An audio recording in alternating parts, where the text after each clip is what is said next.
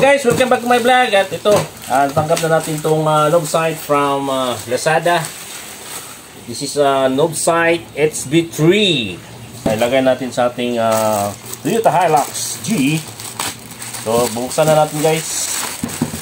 Actually, nag-order na ako ng H11 ito. At ngayon ay for high beam to. XB3 knob sight N60.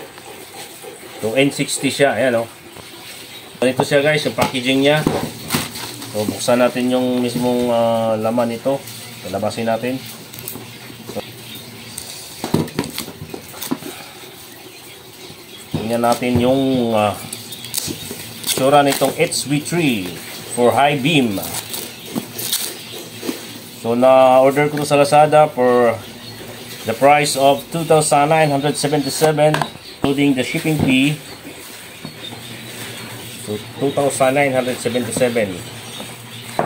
So, ito siya guys.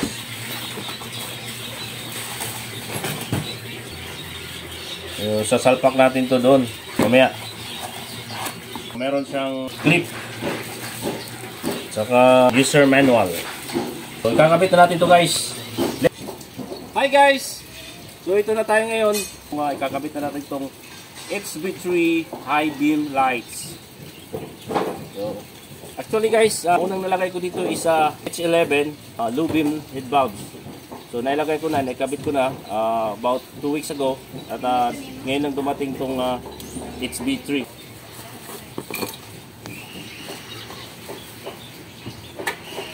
Ayan, so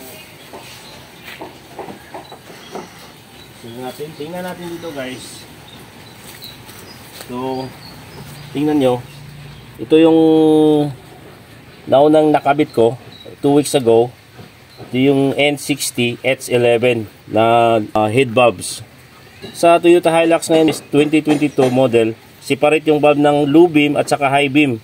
Itong nandito is low beam at ito namang nandito banda is high beam. Pihitin lang to guys, pihitin. Yan, pihit. Pihit lang to.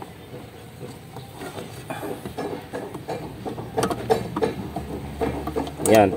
Mabilis na rin to. Ito yung stock bulb. Yan. So, ganito lang. Bubunutin lang. Ipipress lang to. Tapos bunutin na. Ayan o. Gaganyan yan. So, ipipress lang. Tapos bunot. Ngayon, ilagay natin tong nabili nating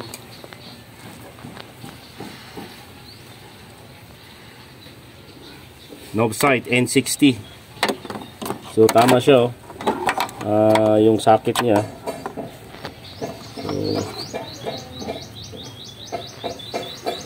Negative, positive, ito lang yung pagkano natin.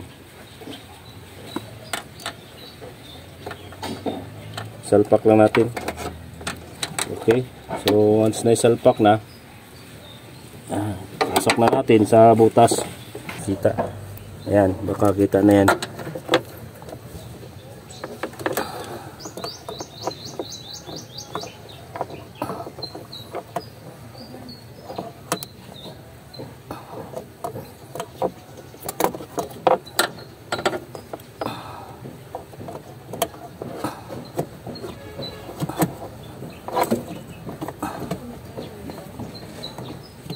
See, on.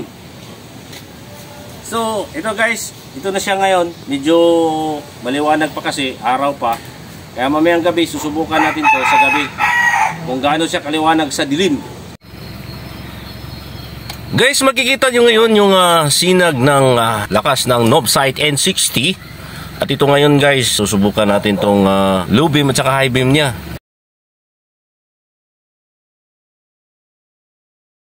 This is the low beam and this is the high beam.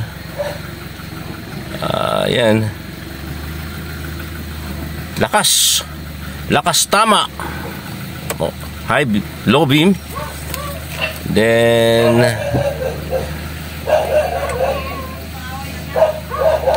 this is the high beam.